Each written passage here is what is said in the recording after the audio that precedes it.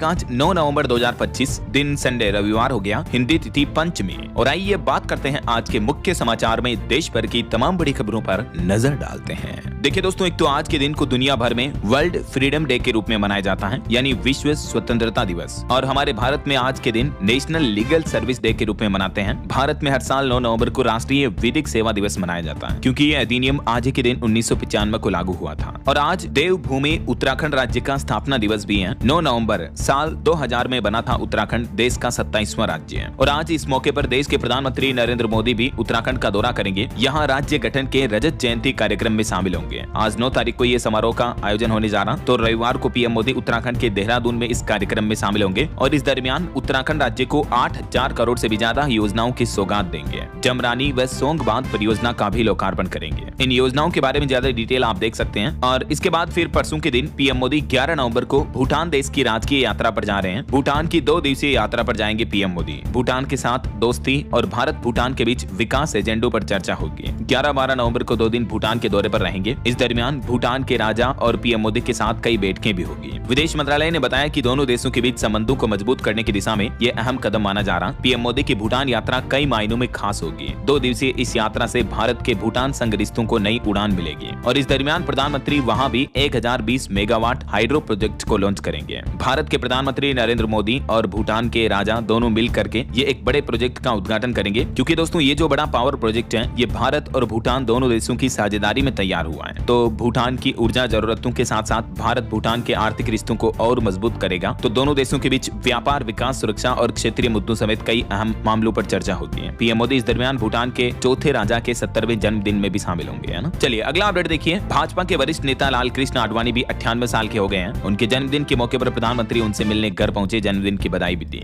और खबर हमारे देश की राष्ट्रपति द्रौपदी मुर्मू भी अंगोला की यात्रा पर रवाना हुई, जो कि भारत के कुल निर्यात में 10% भागीदारी रखता है। वहां अभी देश की राष्ट्रपति द्रौपदी मुर्मू गई है अंगोला और बोत्सवाना की 6 दिवसीय राजकीय यात्रा पर रवाना हुई। चलिए अगली बड़ी खबर देखिए दोस्तों। डिजिटल गोल्ड से जरा सावधान रहें। मार्केट रेगुलेटर सेबी ने निवेशकों को बड़ी चेतावनी दी और कहा कि ऑनलाइन गोल्ड में निवेश करने से पहले 100 बार सोचें। जी हाँ दोस्तों, सेबी का कहना कि डिजिटल गोल्ड में निवेश करना बड़ा खतरा हो सकता है। आजकल आपको पता होगा फोन पे, पेटीएम वगैरह और भी कई सारे प्लेटफॉर्म 10 रुपए में भी सोना खरीदने की फैसिलिटी देते हैं कि आप 2 रुपए, 5 रुपए, 10, 100 रुपए में भी डिजिटल गोल्ड में निवेश कर सकते हैं, राइट। तो अब इस मामले पर सेबी ने सख्त चेतावनी जारी की है, क्योंकि ये जो डिजिटल गोल्ड है ये उत्पाद सेबी के दायरे में ही नहीं आता है। तनिष्क और फोन पे जैसे प्लेटफॉर्म जो कि डिजिटल गोल्ड बेच रहे हैं, इनमें काफी जोखिम है। इसलिए सेबी ने निवेशकों को रेगुलेटेड गोल्ड प्रोडक्ट्स जैसे आप गोल्ड ETF इस तरह के प्रोडक्ट्स में निवेश कर सकते हैं, ये सलाह दी है, क्योंकि ये आपको कानूनी सुरक्षा भी प्रदान करते हैं। जबकि डिजिटल गोल्ड में अगर आप कहीं निवेश कर रहे हैं और कंपनी अगर डिफॉल्ट हो गई तो निवेशकों को किसी भी तरह की कोई सुरक्षा नहीं मिलेगी। समझ रहे हो मतलब? तो वहां आपको बड़ा नुकसान हो सकता है। इसलिए सेबी की तरफ से ये सख्त चेतावनी जारी की गई है। अभी हमारे देश में ढेर सारे ऐसे प्लेटफॉर्म है जो डिजिटल गोल्ड बेच रहे हैं, तो जरा सावधान रहें। इसकी बजाय अगर आप ऑनलाइन गोल्ड वगैरह में निवेश करना ही चाहते हो तो गोल्ड ETF में कर सकते हैं। डीमेट अकाउंट के जरिए ETF में निवेश करने के और भी कई बड़े फायदे हैं। मैं आपको आए दिन बताता रहता हूँ DLS न्यूज चैनल के माध्यम से इन्वेस्टमेंट की टिप्स भी, राइट। चलिए दोस्तों अगला बड़ा अपडेट देखिए आप। EPF ट्रांसफर करना अब ऑटोमेटिक होगा। नौकरी बदलते ही PF बैलेंस 2-3 दिन में नए अकाउंट में आ जाएगा, जबकि पहले इस प्रोसेस में कई महीने लग जाते थे। लेकिन अब अगर आप नौकरी बदलते हैं, किसी एक कंपनी से दूसरी कंपनी में जॉब करते हैं, तो आपको अपने PF खाते को ट्रांसफर करने के लिए किसी भी तरह का फॉर्म भरने या इंतजार करने की जरूरत नहीं होगी, बल्कि EPFO ने अब ऑटोमेटिक ट्रांसफर सिस्टम शुरू कर दिया है, जो कि इस साल 2025 के अंत तक पूरी तरह से लागू हो जाएगा। और इससे हमारे देश के करोड़ों कर्मचारियों का PF बैलेंस अपने आप नए एम्प्लॉयर यानी नए अकाउंट के लिंक्ड PF अकाउंट में ट्रांसफर हो जाएगा। समझ रहे हो? जबकि पुराना तरीका ये था, आपको फॉर्म 13 वगैरह भरना पड़ता था और इस प्रोसेस को भी कंप्लीट होने में कई महीने का समय लग जाता था। लेकिन अब ये PF अकाउंट ट्रांसफर प्रोसेस जो है कंप्लीटली ऑटोमेटिक होगी। ये कुछ स्टेप्स भी आप देख सकते हैं। EPF बैलेंस ट्रांसफर कैसे काम करेगा ये नया सिस्टम, कोई पेपर वर्क वगैरह का झंझट नहीं होगा, है ना। और इससे कर्मचारियों को भी ये 5 बड़े फायदे होंगे। उनकी टाइम बचत होगी, कोई डॉक्यूमेंट्स अपलोड नहीं करने होंगे, रिटायरमेंट पर पूरा अमाउंट आपको एक ही जगह मिल जाएगा, जॉब स्विचिंग भी आसान होगी, खास करके प्राइवेट सेक्टर वालों के लिए, है ना। तो डिजिटल इंडिया की दिशा में EPFO का बड़ा कदम बताया जा रहा है। इससे हमारे देश के 10 करोड़ से भी ज्यादा PF मेंबर्स को फायदा होगा। अच्छा, इसके अलावा EPFO ने अभी एक कॉन्टेस्ट भी निकाल रखा दोस्तों। सोशल मीडिया पर रील बनाओ और इनाम पाओ। घर बैठे रील बना करके आप EPFO के इस कॉन्टेस्ट में हिस्सा लेकर के इनाम जीत सकते हैं। EPFO यानी कर्मचारी भविष्य निधि संगठन ने लोगों को वित्तीय जागरूकता बढ़ाने के लिए सोशल मीडिया क्रिएटर्स को आमंत्रित किया है। अगर आप भी YouTube, Facebook, इंस्टाग्राम वगैरह पर रील्स, शॉर्ट्स वीडियो वगैरह बनाते हैं, तो क्रिएटर्स 10 नवंबर तक ईपीएफओ से संपर्क कर सकते हैं इस बारे में, और उन्हें IITF 2025 में सम्मानित किया जाएगा। यह पहल देश में वित्तीय समझ को मजबूत करने के तहत ईपीएफओ का एक अच्छा प्रयास है, और इन रील्स के जरिए लोगों में जागरूकता अभियान चलाया जाएगा, है ना। तो ये देख सकते हैं आप, ईपीएफओ की तरफ से इस बारे में एक सोशल मीडिया पोस्ट भी डाला गया कि आप भी ईपीएफओ के साथ कोलैबोरेट कर सकते हैं। सोशल मीडिया के जितने भी क्रिएटर्स हैं वो कैसे जुड़ सकते हैं आप, तो सिंपली आपको 10 तारीख से पहले इस ईमेल पर ईपीएफओ को कांटेक्ट करना है कि आपका ये चैनल है, ये सोशल मीडिया अकाउंट से या इंस्टाग्राम अकाउंट है, और इस पर आप इस तरह से रील बना सकते हैं, समझ रहे हो। चलिए अगला अपडेट देखिए दोस्तों, अगले महीने 1 दिसंबर से शुरू होगा संसद का शीतकालीन मानसून सत्र। देश की राष्ट्रपति द्रौपदी मुर्मू ने केंद्र सरकार के इस प्रस्ताव को मंजूरी दे दी है। 1 से 19 दिसंबर तक चलेगा ये संसद का मानसून सत्र, और इसमें कई नए अधिनियम वगैरह देखने को मिलेंगे आपको, नए कानून वगैरह। विंटर सेशन शुरू होने जा रहा, दिसंबर में शुरू होगा ये, और इस विंटर सेशन में कुल 15 बैठकें होगी। पिछले मानसून सत्र के दौरान आपको पता होगा हमारे देश के उपराष्ट्रपति जगदीप धनखड़ ने इस्तीफा दिया था, SIR मुद्दे वगैरह पर भी हंगामा हुआ था। तो देखते हैं इस बार विंटर सेशन में क्या क्या अपडेट देखने को मिलते हैं। फिलहाल देखिए अगली खबर, सरकार का प्लान है मछुआरों को मिलेगा अब QR कोड वाला आधार कार्ड या फिशर ID कार्ड, और गहरे समुद्र में मछली पकड़ने के लिए भी सरकार नए नियम लागू करने जा रही है। दरअसल केंद्र सरकार ने समुद्री संसाधनों को बेहतर उपयोग करने और मछुआरों की सहायता के लिए ये एक बड़ा कदम उठाया है, और इसके लिए केंद्र सरकार ने देश के विशेष आर्थिक क्षेत्र EEZ के तहत मछुआरों के लिए कुछ नए नियम भी अधिसूचित किए हैं। अब इन नए नियमों की क्या खास बातें हैं, इसके बारे में थोड़ी डिटेल जानकारी आप स्क्रीन पर देख सकते हैं, जैसे किस तरह की नाव वगैरह का इस्तेमाल कर पाएंगे मछुआरों को भी अब एक्सेस दिया जाएगा, उनका अलग से एक पर्टिकुलर ID कार्ड वगैरह बनेगा, और इससे मछली एक्सपोर्ट यानी निर्यात वगैरह को भी बढ़ावा मिलेगा, और मछुआरों को सरकारी योजनाओं का भी लाभ प्रॉपर मिल पाएगा। तो ये कुछ नई guidelines, new rules and regulations लागू किए हैं मछुआरों के लिए सरकार की ओर से, है ना। चलिए अगला अपडेट देखिए, भारत बना वैश्विक स्टार्टअप्स की पसंद। एक रिपोर्ट सामने आ रही कि आज हमारे देश के नए स्टार्टअप्स में भी सिंगापुर और कनाडा जैसी विदेशी कंपनियां भी गहरी रुचि दिखा रही हैं, और भारत अभी दुनिया भर में स्टार्टअप्स का एक सबसे बड़ा बाजार बन चुका है। वहीं भारतीय रिजर्व बैंक RBI के गवर्नर का कहना है कि विकास जरूरी है, लेकिन वित्तीय स्थिरता से किसी तरह का समझौता नहीं किया जा सकता है। RBI गवर्नर संजय मल्होत्रा ने कहा कि आज हमारे देश के बैंकिंग क्षेत्र में बेहतर गवर्नेंस और प्रदर्शन के चलते नियमों में कुछ लचीलापन दिया गया है। चलिए अगला अपडेट देखिए, डॉलर की तेजी के कारण सोने में लगातार तीसरे सप्ताह भी गिरावट देखने को मिली है। फेड की टिप्पणियों से भी गोल्ड जैसे सुरक्षित निवेश पर असर पड़ा है, और अभी लगातार तीसरे सप्ताह जो ये सोने के दाम गिरे, उसके बाद अभी सोने के लेटेस्ट रेट क्या चल रहे देख सकते हैं आप। इस सप्ताह सोना 670 रुपए कम हुआ, मतलब सस्ता हुआ, जबकि चांदी की कीमत लगभग 850 रुपए तक घटी है। अभी चांदी का रेट 1,48,275 रुपए प्रति किलो चल रहा है, ठीक है, जबकि गोल्ड का रेट अभी 1,20,100 रुपए प्रति 10 ग्राम पर आ गया। ये लगातार तीसरा सप्ताह रहा जब गोल्ड के प्राइस में गिरावट देखने को मिली। बाकी अभी अलग अलग कैरेट के हिसाब से गोल्ड का प्राइस क्या चल रहा है, इसकी भी जानकारी आप देख सकते हैं स्क्रीन पर, है? और वहीं दोस्तों, भारत की इकोनॉमी को लेकर नीति आयोग के CEO भी बोले कि भारत जल्द ही बनेगा दुनिया में वैश्विक निवेश का ध्रुव, और जल्द ही अमेरिका के साथ भारत के व्यापार समझौते को लेकर भी बड़ी खुशखबरी आने वाली है। और हमारे देश के बैंकिंग सेक्टर को लेकर RBI गवर्नर का भी कहना है कि हमारे देश के बैंक अभी पहले से काफी ज्यादा मजबूत हैं, अर्थव्यवस्था की बाह्य स्थिति भी मजबूत है, तो चिंता की कोई बात नहीं है। चलिए अगला अपडेट देखिए, उत्तर प्रदेश में अगले महीने दिसंबर तक 5,500 से भी ज्यादा घरों में लग जाएंगे स्मार्ट मीटर। 10,000 उपभोक्ताओं को चिन्हित किया गया है। ये पहल सिर्फ अभी उत्तर प्रदेश के बस्ती जिले में देखने को मिलेगी, बाकी अन्य अलग अलग जिलों में भी ये योजना के तहत लाखों घरों में स्मार्ट मीटर लगाए जाएंगे दिसंबर महीने में, है ना। चलिए अगली बड़ी खबर देखिए, पति पत्नी की शादी को लेकर केरल हाईकोर्ट ने एक महत्वपूर्ण फैसला सुनाया। हाईकोर्ट ने कहा कि अगर कोई पति दूसरी शादी करता है तो उससे पहले पहली वाली पत्नी को नोटिस देना होगा। केरल हाईकोर्ट ने मुस्लिम पुरुषों के लिए ये बड़ा निर्देश दिया है, क्योंकि मुस्लिम समाज में आपको पता होगा एक से ज्यादा शादियां करना भी इजाजत में माना जाता है। तो हाईकोर्ट ने एक केस की सुनवाई करते हुए कहा कि यदि पहली पत्नी के साथ वैध वैवाहिक संबंध है, तो ऐसे में अगर वो पति दूसरी शादी करता है तो उसके रजिस्ट्रेशन कराने से पहले उस पत्नी को सूचित करना अनिवार्य है। ये फैसला विवाह पंजीकरण की पारदर्शिता और पारिवारिक अधिकारों की सुरक्षा सुनिश्चित करता है। ये केरल हाईकोर्ट की तरफ से महत्वपूर्ण फैसला सुनाया गया। चलिए अगला अपडेट देखिए, घूमने फिरने वालों के लिए अच्छी खबर है। भारतीय रेलवे के साथ उज्जैन, ओंकारेश्वर, महेश्वर की त्रिदिवसीय यात्रा का प्लान निकला गया। श्रद्धालुओं के लिए सुनहरा मौका है। 6 से 9 दिसंबर तक ये 3 दिवसीय यात्रा रहेगी। अगले महीने उज्जैन से ये टूर पैकेज शुरू होगा, और भी ज्यादा जानकारी आपको इंडियन रेलवे के पोर्टल पर देखने को मिल जाएगी। चलिए बड़ी खबर देखिए, हाल ही में आपको पता होगा कॉमेडियन कपिल शर्मा के कनाडा में कैफे पर फायरिंग का मामला देखने को मिला था। तो इस मामले में अब कनाडा सरकार ने वहां के 3 आरोपियों को कनाडा देश से ही निर्वासित कर दिया है। सरकार की तरफ से सख्त फैसला लिया गया, और बताया जा रहा है कि इस मामले में 78 और आरोपियों को निर्वासित करने की भी तैयारी की जा रही है। चलिए दोस्तों अगला अपडेट देखिए, देश की राजधानी दिल्ली में अब प्रदूषण की शिकायत आप ग्रीन मोबाइल ऐप पर या 311 ऐप पर भी कर पाएंगे। त्वरित कार्रवाई के लिए DPCC ने राजधानी के नागरिकों से ये अपील की है कि अगर कहीं पर आपको प्रदूषण की समस्या बढ़ती दिख रही है तो तुरंत आप इस मोबाइल ऐप के जरिए शिकायत दर्ज करवाएं। समझ रहे हो, क्योंकि अभी राजधानी में पोल्यूशन एक बार फिर से इतना बढ़ गया कि AQI 400 के पार पहुंच चुका है। हवा पूरी जहरीली हो चुकी है। दिल्ली देश का दूसरा सबसे प्रदूषित शहर बन चुका अभी कई इलाकों का AQI 400 के पार पहुंचने से रेड जोन में पहुंच चुकी है राजधानी। लोगों की सांसें भी घुट रही हैं। NCR में तो अभी नोएडा सबसे प्रदूषित है, उसके बाद अगला नंबर दिल्ली का आता है। तो दिल्ली की हवा जो ये जहरीली हो रही है, इस बीच दिल्ली सरकार ने सरकारी ऑफिस दफ्तरों का समय भी बदल दिया है। बदलने से लेकर अब पार्किंग फीस भी बढ़ा दी गई है। दिल्ली में प्रदूषण नियंत्रण के लिए नए प्लान बनाए जा रहे हैं। देख सकते हैं आप पार्किंग शुल्क में भी कितनी बढ़ोतरी की गई है और गैर BS थर्ड वाहनों की एंट्री पर भी रोक रहेगी राजधानी में। अच्छा, इसके अलावा दिल्ली वासियों के लिए एक अच्छी खबर ये है दोस्तों, दिल्ली सरकार जल्दी शुरू करेगी अटल कैंटीन योजना। सिर्फ 5 रुपए में भरपेट भोजन मिलेगा और इसका मेन्यू भी सामने आ चुका कि इसमें आपको क्या क्या चीजें मिलेगी, है ना। राजधानी में फिलहाल 100 अटल कैंटीन योजना शुरू करने जा रही, 100 अलग अलग जगहों पर, जहां हर एक कैंटीन में तकरीबन 500 लोगों को हर दिन भरपेट भोजन सिर्फ 5 रुपए में करवाया जाएगा।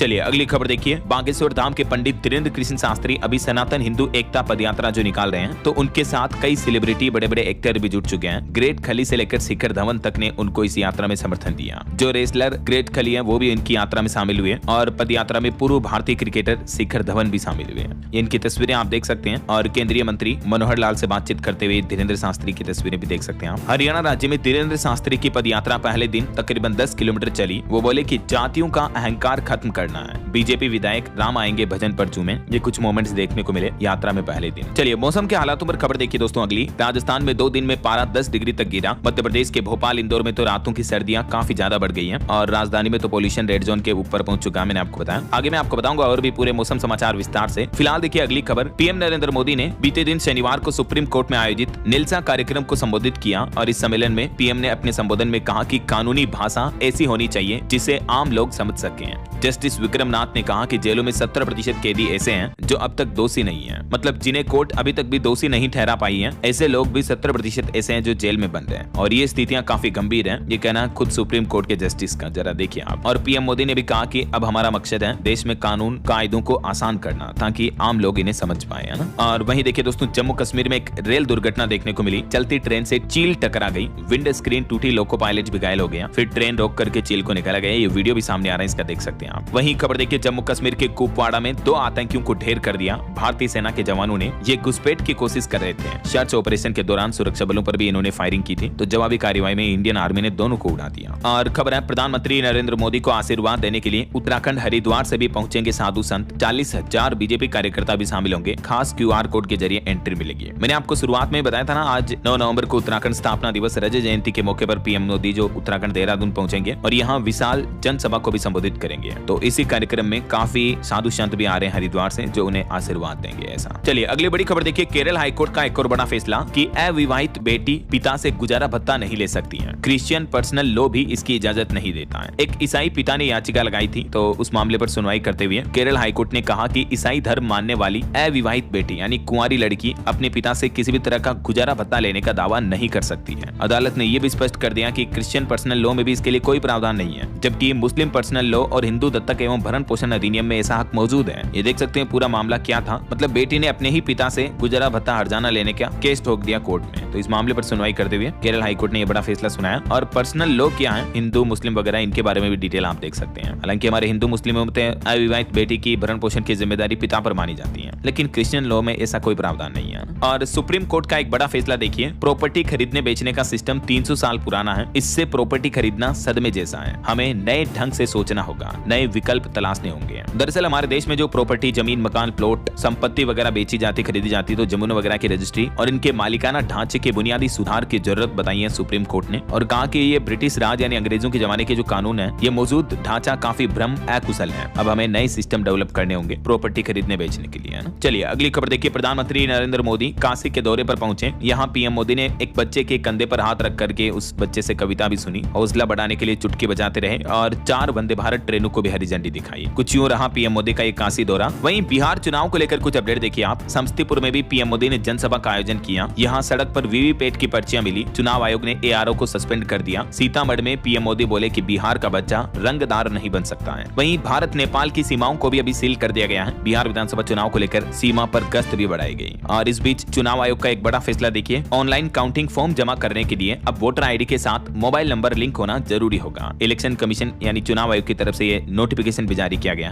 देश के आम लोगों के लिए, है ना। वहीं दोस्तों उत्तर प्रदेश में भी 15 नवंबर तक गन्ना फॉर्म को 70% वितरित करने के निर्देश दिए। BLO के लिए भी चुनाव आयोग की तरफ से ये नई गाइडलाइंस जारी की गई है। और कुछ इंटरनेशनल न्यूज अपडेट देखिए दोस्तों। रूस सीमा पर नेटो के 8 लाख सैनिक तैनात किए गए। जर्मनी बनेगा केंद्रीय युद्ध बेस भी। वहीं खबर है तुर्की में कॉस्मेटिक्स फैक्ट्री में आग लग गई, हादसे में 6 लोगों की मौत हो गई। अमेरिका में अभी शटडाउन की वजह से देश के 40 एयरपोर्ट्स पर 5000 से भी ज्यादा उड़ानें रद्द हुई, क्योंकि बिना सैलरी के काम कर रहे हैं एयरपोर्ट कर्मचारी। शटडाउन की वजह से अमेरिका में हालात काफी गंभीर चल रहे हैं। इस बीच अमेरिका अपनी वीजा नीति में भी एक बड़ा बदलाव करने जा रहा। अब डायबिटीज, मोटापा या किसी भी तरह की गंभीर बीमारी वाले लोगों को यूएस यानी अमेरिका में एंट्री ही नहीं मिलेगी। जरा सोचिए अमेरिका कितना भेदभाव करने लगा दुनिया के अन्य देशों के लोगों के साथ। अगर आप डायबिटीज, मोटापे से जूझ रहे हो तो आपको अमेरिकी वीजा मिलना भी मुश्किल हो जाएगा। इस पहल के पीछे सरकार का कहना है कि बोझ कम करना हमारा मकसद है। हेल्थ, उम्र, फाइनेंशियल स्टेटस जांचेंगे अब अधिकारी, तब जाकर आपको अमेरिका वीजा मिलने की संभावना रहेगी, समझ रहे हो। और इस बीच खबर आ रही कि रूस से तेल खरीदने की हंगरी को मिली छूट। अमेरिकी राष्ट्रपति डोनाल्ड ट्रंप और पीएम ओरबान की मुलाकात ने बढ़ाई यूरोप में हलचल। वहीं इधर पाकिस्तान और अफगानिस्तान में तीसरे दौर की शांति वार्तालाप हुई, लेकिन ये वार्तालाप फेल हो गई, कोई नतीजा नहीं निकल पाया। अफगानिस्तान से तालिबान के प्रवक्ता बोले कि पाकिस्तान का गैर जिम्मेदाराना रवैया देखने को मिला।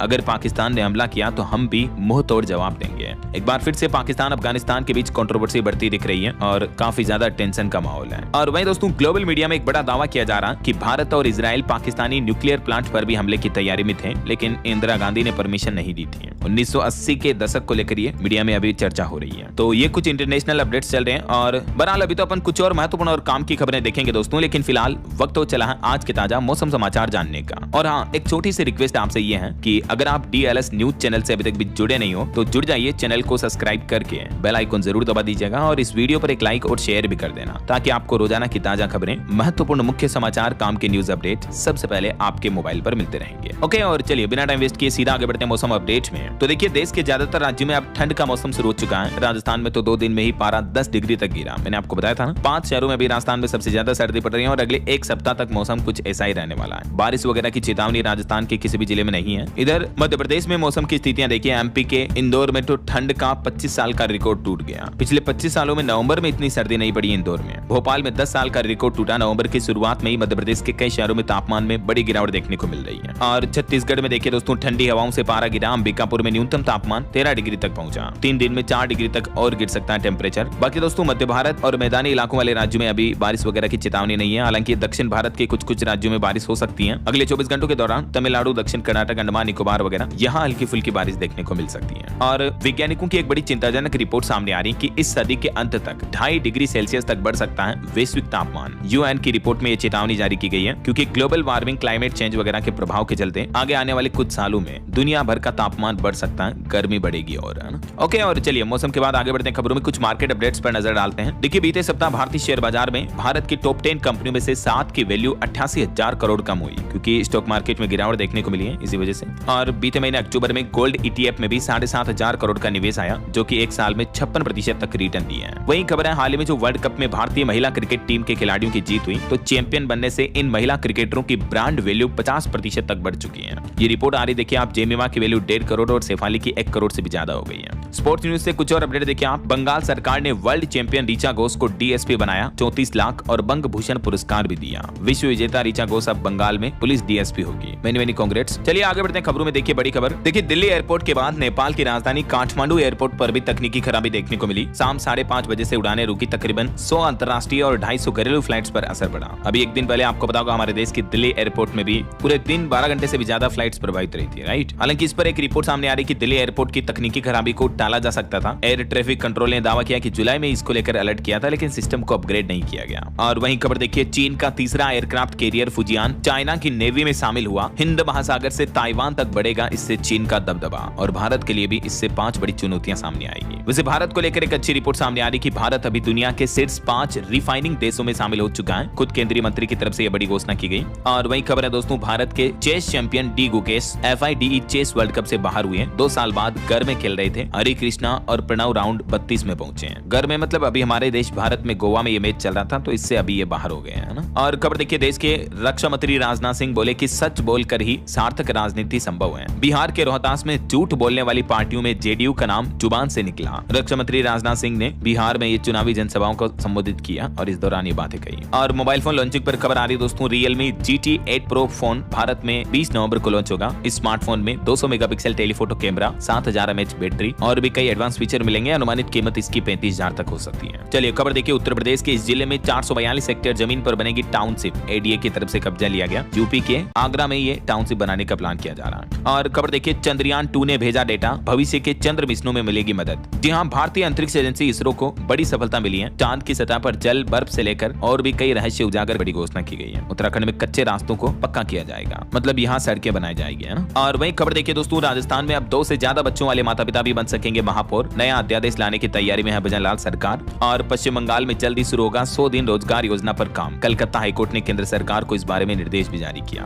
बिजली उपभोक्ताओं से 4 की जगह अब 7 वर्ष में वसूली की जाए बकाया धनराशि। सुप्रीम कोर्ट की तरफ से बड़ी राहत दी गई है और बिजली उपभोक्ताओं को निर्देश भी जारी किया है कि लोगों की जो काफी ज्यादा बकाया धनराशि है तो वो 7 सालों में वसूले। ऐसा वही देखिए, उत्तर प्रदेश में वेलनेस केंद्र खोलने के लिए निवेशकों को मिला आमंत्रण। पूंजी निवेश पर मिलेगी 30% तक की छूट। यूपी सरकार की तरफ से यह पहल की जा रही है राज्य में निवेश इंफ्रास्ट्रक्चर को बढ़ावा देने के लिए। और उत्तराखंड के 6,500 से भी ज्यादा शिक्षक और कर्मचारियों के लिए खुशखबरी है। पुरानी पेंशन योजना के दायरे में शामिल हुए ये कर्मचारी। किन किन कर्मचारियों को ये ओपीएस का लाभ मिलेगा, इस बारे में कुछ डिटेल जानकारी भी आप देख सकते हैं स्क्रीन पर। वहीं देखिए, हरियाणा के किसानों के लिए भी अच्छी खबर। फल सब्जियों समेत इन फसलों की खेती के लिए लाखों रुपए का अनुदान देगी हरियाणा की नायब सिंह सैनी सरकार। हरियाणा गवर्नमेंट अब बागवानी को बढ़ावा देने के लिए फल, सब्जी, फूल, मसालों वगैरह इनकी खेती पर अनुदान यानी सब्सिडी वगैरह देने की घोषणा की है। नए बाग लगाने पर 1,40,000 रुपए प्रति एकड़ तक सहायता हरियाणा गवर्नमेंट की तरफ से दी जाएगी। और इसके लिए हरियाणा के किसान भाई लोगों को मेरी फसल मेरा ब्यौरा पोर्टल या हॉटनेट पर पंजीकरण कराना होगा ना। ये इस पोर्टल का एड्रेस है। और बड़ी खबर देखिए, खांसी की अब इस दवाई पर भी सरकार ने लगाया प्रतिबंध, क्योंकि इस दवाई को पीने से भी बच्चों की जान जा सकती है, तो इसलिए बिक्री और उपयोग पर प्रतिबंध लगा दिया। हरियाणा सरकार ने प्लेनो कफ डी सिरप नामक इस खांसी की दवा पर रोक लगा दी है, क्योंकि हाल ही में जांच में पता चला इस दवा में भी वो घातक हानिकारक रसायन पाए गए हैं जिन रसायनों की वजह से कफ सिरप से मध्य प्रदेश में कई बच्चों की जान चली गई थी। आपको पता होगा एमपी, राजस्थान वगैरह में, ना, क्योंकि इस कफ सिरप में भी ये डाइएथिलीन ग्लाइकोल की मात्रा ज्यादा पाई गई। वहीं देखिए, बड़ी खबर, उत्तर प्रदेश में लापरवाही करने वाले शिक्षकों पर प्रशासन ने कड़ी नजर रखना शुरू कर दिया है। पोर्टल पर अपलोड होगी समय सारणी और ऐसे शिक्षकों पर अब सख्त कार्रवाई भी की जाएगी। अच्छा, टेक न्यूज से जुड़ी एक चौंकाने वाली खबर देखिए दोस्तों, असंभव को संभव करेगा अब एआई यानी आर्टिफिशियल इंटेलिजेंस। डेथ बोट आपके गुजर चुके परिजनों से भी सीधी बात करा पाएगा। जी हाँ, दरअसल दोस्तों आपको पता होगा आजकल के जमाने में एआई कितना आगे बढ़ रहा है, तो एआई की मदद से कई कंपनियां डेथ बोट तैयार कर रही हैं। मतलब ये इस तरह के बोट होंगे जो बिल्कुल आपके जो मरे हुए स्वजन है, परिजन है, उनकी तरह की आवाज में बोलेंगे, उन्हीं के तौर तरीके, उन्हीं के अंदाज से बातचीत करेंगे। ये डेथ बोट आपके परिजनों के ईमेल, सोशल मीडिया वगैरह पोस्ट इन डेटा से बनाए जाएंगे। और इस पहल का मुख्य उद्देश्य है कि स्वजनों के निधन से जो कई परिजन डिप्रेशन वगैरह में चले जाते हैं तो उनको भावनात्मक सपोर्ट मिलेगा। तो देखिए, मतलब यार साइंस और टेक्नोलॉजी मिलकर कितना अनोखा काम करने जा रही है ना। तो जल्दी आपको इस तरह के नए एआई चैटबॉट देखने को मिलेंगे, जैसे अभी अपन चैट जीपीटी वगैरह से बातचीत करते हैं ना, वैसे ही। अच्छा, वैसे जीपीटी पर भी एक बड़ी खबर आ रही है कि इसकी वजह से कई लोग मेंटल डिप्रेशन वगैरह में जा रहे हैं और इस तरह के कदम उठा रहे हैं। अभी तक ओपन एआई पर 7 मुकदमे भी दर्ज हो चुके हैं इस तरह के मामलों के, है ना। चलिए अगला अपडेट देखिए, सीएपीएफ के जवानों को सरकार ने बड़ी राहत दी है। अब शहीद कार्मिकों की एकमुश्त सहायता राशि में 5 लाख रुपए तक की बढ़ोतरी की गई है। अब 35 लाख मिलेंगे और अन्य मामलों में 25 लाख दिए जाएंगे। और ये सभी निर्णय 1 जनवरी 2026 से लागू होंगे, है ना। वहीं देखिए, ईडी ने बड़ी कार्रवाई की। Popular front of India group की 67 करोड़ से भी ज्यादा संपत्तियां कुर्क कर ली है, क्योंकि इस ग्रुप पर आरोप है भारत को इस्लामी राष्ट्र बनाने की साजिश कर रही है। वहीं देखिए, असम राइफल्स का हाफ मैराथन का 5वां संस्करण 14 दिसंबर को अगले महीने शिलोंग में आयोजित होगा। इसमें 3000 से भी ज्यादा धावक शामिल होंगे। और उड़ीसा से एक बड़ी दुख भरी दुर्घटना देखिए दोस्तों, बालकनी गिरने से बाप, बेटे और पोते की मौत हो गई। 3 पीढ़ियां एक साथ खत्म हो गई। मतलब देखिए जरा आप, उड़ीसा के कटक शहर का ये मामला है ना। वही खबर है, भारत ऑस्ट्रेलिया आर्थिक साझेदारी को भी नई दिशा देने की तैयारी में है। देश के वाणिज्य मंत्री पीयूष गोयल अभी ऑस्ट्रेलिया पहुंचे और इस दौरे के दौरान भारत ऑस्ट्रेलिया के संबंधों को मजबूत बनाने पर बातचीत होगी। और वहीं खबर देखिए, उत्तर प्रदेश में नर्सिंग कर्मियों को डिप्टी सीएम ने बड़ा तोहफा दिया। अब गृह जिले में होगी तैनाती। प्रमोशन के बाद भी बदलाव नहीं होगा। नर्सिंग कर्मचारियों के लिए यूपी सरकार ने बड़ी घोषणा की है। और उत्तर प्रदेश में एसआईआर पर भी बड़ी खबर आ रही है कि माता पिता के साथ अब सिर्फ इन पारिवारिक लोगों के ब्यौरे मान्य होंगे। बीएलओ को इस बारे में निर्देश भी जारी किया गया है कि माता पिता और दादा दादी का ब्यौरा ही मान्य होगा अब एसआईआर के दौरान। उत्तर प्रदेश प्रदेश में किसी अन्य रक्त संबंधित डिटेल BLO नहीं लेंगे। चुनाव आयोग की तरफ से निर्देश भी जारी किया गया। और वहीं खबर आ रही है उत्तर प्रदेश में बच्चों को हर सप्ताह पढ़नी होगी सिलेबस के बाहर की एक पुस्तक। सर्वाधिक किताब पढ़ने वाले बच्चे पुरस्कृत भी किए जाएंगे। यूपी में युवाओं की मोबाइल फोन की लत कम करने, सोशल मीडिया का नशा छुड़ाने के लिए योगी सरकार की तरफ से नई पहल की जा रही है, ताकि स्टूडेंट ज्यादा से ज्यादा अन्य बुक्स भी पढ़ेंगे। इससे बच्चों का नॉलेज भी बढ़ेगा और फोन भी कम देखेंगे, है ना। वहीं देखिए भारतीय वायुसेना की 93वीं वर्षगांठ के मौके पर असम गुवाहाटी में दिखेगा वायु शक्ति का अद्भुत नजारा। रक्षा मंत्री राजनाथ सिंह भी मौजूद रहेंगे। और खबर आ रही बिहार इलेक्शन के बीच तेज प्रताप को मिली Y+ कैटेगरी की सुरक्षा। अब CRPF के घेरे में रहेंगे लालू के बेटे। और खबर है सोयाबीन उत्पादक किसानों को सरकार ने बड़ी सौगात दी है। 13 नवंबर को अन्नदाताओं के खाते में आएंगे 1300 रुपए एक्स्ट्रा। दरअसल मध्य प्रदेश सरकार की तरफ से किसानों के हित में यह बड़ी घोषणा की गई है। सोयाबीन उत्पादक किसानों को भावांतर योजना के तहत इस बार 4033 रुपए प्रति क्विंटल का MSP रेट तय किया गया है और इससे किसानों को 1300 रुपए प्रति क्विंटल अतिरिक्त बेनिफिट भी मिलेगा, है ना। और MP गवर्नमेंट ने भावांतर योजना के लिए हेल्पलाइन कॉल नंबर सेवा भी शुरू की है। इस नंबर पर आप सहायता ले सकते हैं, ठीक है ना। चलिए बड़ी खबर देखिए, डिजिटल फ्रॉड को लेकर भारतीय रिजर्व बैंक RBI ने लोगों को सावधान किया। कहा कि जुलाई के बाद इस तरह के मामले काफी ज्यादा बढ़ने लगे हैं। चाहे सरकारी बैंक या प्राइवेट में कहीं पर भी आपका खाता है तो सावधान रहें। और RBI ने इसके लिए हाल ही में म्यूल हंटर नामक एक नया सिस्टम भी शुरू किया है, ताकि ठगी के पैसों को ट्रैक किया जा सके। प्राइवेट बैंकों में सबसे ज्यादा साइबर क्राइम के मामले देखने को मिल रहे हैं, तो सावधान रहें आप, है ना। अभी एक दिन पहले मैंने आपको DLS न्यूज चैनल पर क्रेडिट कार्ड फ्रॉड स्कैम के बारे में भी जानकारी बताई थी। अगर आप किसी भी तरह का क्रेडिट कार्ड इस्तेमाल करते हैं तो भी सावधान रहें, क्योंकि आजकल क्रेडिट कार्ड लिमिट बढ़ाने के नाम पर लोगों के साथ बड़े बड़े फ्रॉड किए जा रहे हैं। ठगी करने वाले लोग खुद को बैंक अधिकारी बताकर कॉल करते हैं और फिर आपसे OTP वगैरह पूछ लेते हैं बातों ही बातों में, समझ रहे हो। तो इस तरह से भी आपके साथ फ्रॉड हो सकता है, अलर्ट रहे, है ना। चलिए अगली खबर देखिए, बिहार में लगेगी 2400 मेगावाट की नई यूनिट। अडानी पावर को इसकी मंजूरी मिल चुकी है। बिहार सरकार की तरफ से यह फैसला लिया गया। और रक्षा मंत्री राजनाथ सिंह कल सोमवार को 16 DPSU के वार्षिक प्रदर्शनी की भी समीक्षा करेंगे। दिल्ली में होगा यह कार्यक्रम का आयोजन। देखिए दिल्ली की मुख्यमंत्री रेखा गुप्ता ने पंजाब में एक बड़ी घोषणा की तरन तारण से, और कहा कि अब नशे, भ्रष्टाचार और कर्ज से मुक्त होगा पंजाब। आम आदमी पार्टी को मिलेगा जवाब। और भारत के लिए एक बड़े गर्व की बात देखिए दोस्तों, भारत का फाइनेंशियल सिस्टम इतना मजबूत हो चुका है कि वर्ल्ड बैंक ने भी लोहा माना। वर्ल्ड बैंक का कहना कि साल 2027 तक भारत 30 लाख करोड़ डॉलर की अर्थव्यवस्था बन जाएगा। और ये कैसे बनेगा, तो इस सवाल का जवाब देते हुए वर्ल्ड बैंक ने भारत की आर्थिक विकास और GDP ग्रोथ रेट की भी सराहना की है। अच्छा वैसे भारत में हाल ही में जो सरकार ने GST 2.0 लागू किया, कुछ कटौती वगैरह की GST में, इसके वजह से रिपोर्ट सामने आने की भारत की ग्रोथ 6.8% से भी ऊपर रहने का अनुमान है। वहीं कंजप्शन पर भी एक रिपोर्ट आ रही है कि ग्रामीण भारत ने शहरी इलाकों को भी पछाड़ दिया और अब ग्रामीण इलाकों में भी लोगों की आय बढ़ रही है, कर्ज आसानी से मिल रहा है और इस बार अच्छी बारिश भी हुई है, तो इस वजह से उपभोग यानी कंजप्शन बढ़ा है, लोग बाग ज्यादा खर्चा कर रहे हैं, ऐसा है ना। चलिए अगली बड़ी खबर देखिए, पराली जलाने की घटनाओं पर तुरंत रोक लगाए पंजाब। CAQM ने चेतावनी दी क्योंकि पोल्यूशन काफी ज्यादा बढ़ रहा है। और वहीं खबर आ रही भारतीय सेना और ICAI के बीच भी एक समझौता हुआ है, जो इंडिया का CA चार्टर्ड अकाउंटेंट संस्थान है, उसके बीच ये साझेदारी हुई है, देख सकते हैं आप। चलिए दोस्तों कुछ उत्तर प्रदेश से जुड़े अपडेट्स देखते हैं, फटाफट से देखिए आप। यूपी में अब सुगम्य व्यापार 2025 अध्यादेश लागू हुआ। औद्योगिक अपराधों पर अब सजा नहीं बल्कि सिर्फ जुर्माना ही देना होगा। निवेशकों को राहत मिलेगी और उत्तर प्रदेश में कारोबारियों वगैरह को भी बढ़ावा मिलेगा। वहीं खबर है उत्तर प्रदेश में अब शिक्षकों की उपस्थिति के लिए एक समिति बनाई गई है। मुख्य सचिव की अध्यक्षता में निर्णय होगा और ये समिति शिक्षकों की नियमितता और समय पर उपस्थिति की निगरानी करेगी। और उत्तर प्रदेश में सामूहिक विवाह योजना में भी एक बड़ा बदलाव हुआ है। अब आधार कार्ड अपडेट कराना जरूरी होगा, तभी इस योजना का लाभ मिल पाएगा। फर्जीवाड़े पर लगाम लगाने के लिए यूपी सरकार ने आदेश जारी किया है। वहीं दोस्तों उत्तर प्रदेश में राशन कार्ड नंबर ही होगा अब फैमिली ID कार्ड का नंबर। पात्र परिवारों को मिलेगा 76 योजनाओं का लाभ। एक ही कार्ड से मतलब सभी गवर्नमेंट स्कीम्स का लाभ मिल पाएगा ना। और उत्तर प्रदेश में बिजली चोरी रोकने के लिए भी लगभग 12,500 ट्रांसफार्मर में भी स्मार्ट मीटर लगाए जाएंगे, जिससे कि आसपास के इलाकों में बिजली चोरी का तुरंत पता लग पाएगा ना। और वैसे यूपी में प्लान है अगले महीने दिसंबर तक हजारों लाखों लोगों के घरों में भी स्मार्ट मीटर इंस्टॉल किए जाएंगे, मैंने आपको बताया था अपडेट। और यूपी की 69,000 शिक्षक भर्ती घोटाले मामले पर भी खबर आ रही है कि इसमें क्या खत्म हो जाएगा आरक्षण का विवाद। इस मुद्दे पर अब 18 नवंबर को अगली सुनवाई करेगा सुप्रीम कोर्ट। और खबर है उत्तर प्रदेश के 780 गाँव में घर पहुंचेगा पानी। यूपी की योगी सरकार ने 2577 करोड़ के बजट को भी मंजूरी दी है। खास करके फिरोजाबाद वगैरह इन जिलों में आसपास के गाँव में घरों तक पानी पहुंचाने के लिए योगी सरकार ने यह बजट जारी किया है। और खबर आ रही है उत्तर प्रदेश के हमीरपुर जिले में 3 करोड़ की लागत से बनेगा साइबर थाना। हाईटेक उपकरणों से लेस होगा यह। और किसान भाई लोगों को भी बड़ा तोहफा दिया है। यूपी की योगी सरकार ने प्याज, लहसुन और जैविक खेती पर अब प्रति हेक्टेयर अनुदान दिया जाएगा। और कितना कितना अनुदान मिलेगा इस बाबत डिटेल जानकारी भी आप देख सकते हैं इस टेबल में, है ना। चलिए खबर देखिए, अयोध्या नेशनल हाईवे से कोटवा धाम तक बनेगा राजमार्ग। योगी सरकार ने 100 करोड़ के बजट की इसके लिए भी मंजूरी दे दी है। और यूपी वाराणसी लखनऊ रूट पर रोडवेज बसों का किराया भी बढ़ चुका है। परिवहन विभाग की तरफ से नई किराया सूची जारी की गई। लगभग 13 रुपए तक की बढ़ोतरी की गई है। इस रूट पर गिराई गई है ना। ओके, और चलिए दोस्तों कुछ और स्टेट न्यूज अपडेट देख लेते हैं फटाफट से। देखिए आप, राजस्थान की शिक्षा मंत्री मदन दिलावर ने बड़ी घोषणा की। कहा कि राजस्थान में अब 2 बार बोर्ड एग्जाम होंगे। पहली बार फेल या कम नंबर आए तो दूसरी बार सुधार कर सकेंगे स्टूडेंट। अगले सत्र से राजस्थान माध्यमिक शिक्षा बोर्ड की तरफ से ये नए नियम लागू किए जाएंगे, है ना। वहीं खबर है दोस्तों,